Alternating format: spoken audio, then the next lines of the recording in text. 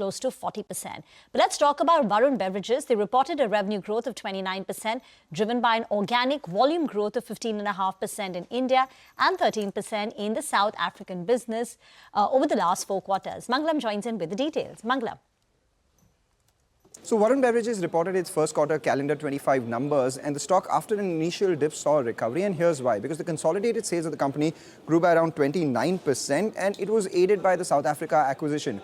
More importantly, overall volumes grew 30%, but organic volumes grew by 15.5% in the quarter. We heard from Coca-Cola how, India's business was aided by Mahakumbh.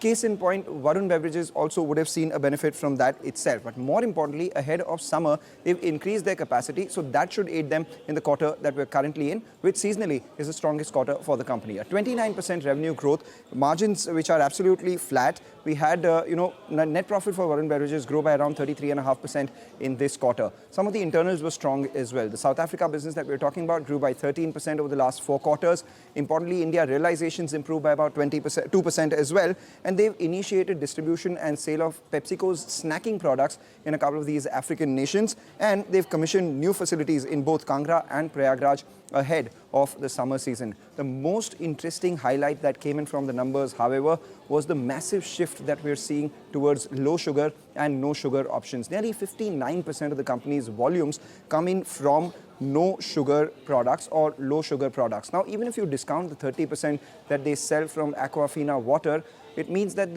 of the carbonated soft drinks that they sell, 50% opt for no sugar options. So that's a healthier underlying mega trend. That's something we'll watch out for. Do you like sugar in your drinks or no? Well, not me. What about you guys? I know you like at least sugar in your coffee. Not too much of it. Not too much. Yeah, can't afford more. All right. We've got Dipan now joining in.